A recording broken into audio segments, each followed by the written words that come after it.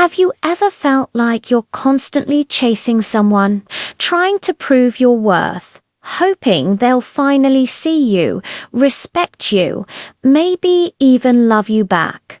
It's exhausting, isn't it? It feels like you're running a marathon with no finish line and you're the only one on the track. We've all been there, sending that one extra text, going out of our way for someone who wouldn't even cross the street for us. We tell ourselves, if I just try a little harder, they'll appreciate me. But today, we're going to talk about a radical, life-changing idea. What if you just stopped? What if, instead of begging for a seat at their table, you started building your own? This isn't about giving up on love or connection. It's about finding a more powerful, more fulfilling way to get it by shifting your focus from them to you. Let's get one thing straight. True love and genuine respect are never begged for. They are given freely. When you have to plead for someone's attention, affection, or basic decency, it's not a sign you need to try harder. It's a giant flashing neon sign that you're looking for validation in the wrong place. Think of it like this. You wouldn't beg a rock to be a diamond. A rock is a rock. A diamond is a diamond. You can't change its fundamental nature by wishing it were different. Similarly, you can't force someone to value you if they've already decided not to. The energy you spend trying to convince them is precious energy you could be investing in yourself. It's like watering a plastic plant and wondering why it never grows. The problem isn't your watering can, it's the plant. So, what's the alternative? The alternative is a journey inward. It's about becoming the person you yourself would respect, admire, and love.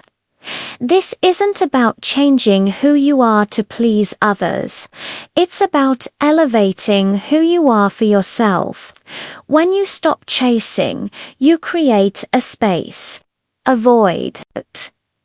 At first, this space might feel empty, even scary. It's the silence after you decide not to send that thinking of you text. It's the free evening you have because you're no longer waiting by the phone. But this space is where the magic happens. This is the fertile ground for your own personal growth. You now have time, energy, and mental real estate that was previously occupied by someone else's approval ratings. The first step is to redirect all that focus back onto you. Let's call this the growth instead philosophy. Instead of analyzing their mixed signals, analyze your own goals. Instead of wondering what they're doing, ask yourself what you want to be doing. This is where you get practical. Pick up a new skill. Have you always wanted to learn guitar? Or maybe speak a new language? Now is the time. Dive into YouTube tutorials, download an app, sign up for a class. Every new chord you learn, every new word you master is a brick you're laying in the foundation of your own self-worth. This isn't just a distraction, it's a construction project. You are building a more interesting, more capable, more confident version of yourself. The feeling of accomplishment you get from mastering something new is 1,000 times more satisfying than the fleeting validation from a like on your post. Next, focus on your physical well-being. This isn't about getting a revenge body. That's still about them. This is about discovering the power and resilience of your own body for you. Start moving. It could be joining a gym, going for daily walks, trying a dance class, or practicing yoga in your living room. When you push your physical limits, you learn what you're capable of. You release endorphins that naturally boost your mood. You start to feel strong, not just physically, but mentally. When you feel strong, you carry yourself differently. You walk with more confidence. Your posture improves. This physical transformation sends a powerful subconscious message to yourself and to the world. I am strong. I am capable. I take care of myself. This kind of self-respect is magnetic. Let's also talk about your mind and your spirit. What are you feeding your brain? Instead of endlessly scrolling through their social media, trying to decipher their life, start feeding your mind with knowledge and inspiration. Read books that challenge your perspective. Listen to podcasts that teach you something new. Watch documentaries that open up your world. When you expand your mind, your conversations become more engaging. Your perspective on life becomes richer. You become a more interesting person to talk to, not just for others, but for yourself. You'll find you have more to think about than just one person's opinion of you. You're building an inner world so vibrant and fascinating that external validation becomes a nice bonus, not a desperate necessity. A huge part of this growth journey is reconnecting with your own tribe. So often, when we're chasing someone, we neglect the people who already love and respect us.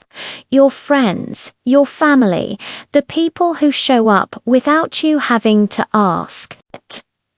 Pour your energy back into these relationships.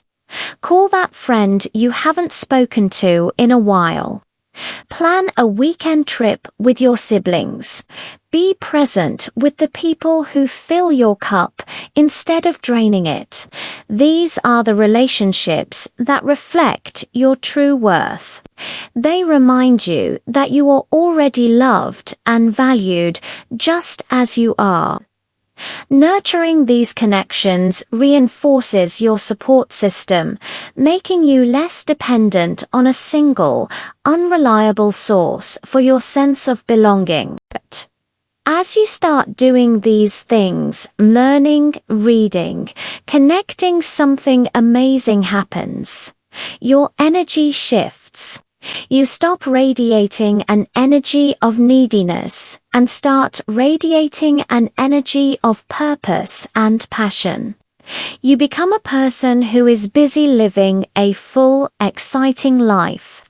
You're not waiting for someone to complete you. You're actively completing yourself. And here's the beautiful paradox. When you stop begging for love and respect, you become incredibly attractive. People are drawn to passion. They are drawn to confidence. They are drawn to people who have a life. The very things you were chasing start to find their way to you, naturally. Think of yourself as a lighthouse. A lighthouse doesn't run around the island trying to save ships. It just stands there, shines its light, and the ships find their way. Your job is not to chase. Your job is to shine. Your light is your passion, your growth, your self-respect, your joy. By focusing on your own growth, you become that lighthouse. The right people, the right relationships, the ships that are meant for your shore will see your light and navigate toward you, and the ones who don't, they weren't meant for your harbor anyway. You don't have to feel bitter about it. You just let them sail on by because you're secure in your own light. This journey won't happen overnight. There will be days when you feel that old pull, that temptation to check their profile or send that text. That's okay. Be kind to yourself. Acknowledge the feeling and then gently redirect your energy back to your growth. Go for a run. Pick up your guitar. Call a friend. Each time you choose growth over chasing, you strengthen that new neural pathway in your brain. You are retraining yourself to seek validation from within. So, the next time you feel the urge to beg for someone's time or attention, I want you to pause, take a deep breath, and ask yourself, what can I do right now to grow instead? Build your empire of self-worth, and you'll find that the love and respect you receive will be a reflection of the love and respect you've finally given yourself. Thank you so much for spending this time with me. If this resonated with you, let me know in the comments. And don't forget to subscribe for more content on building your best life. Keep shining.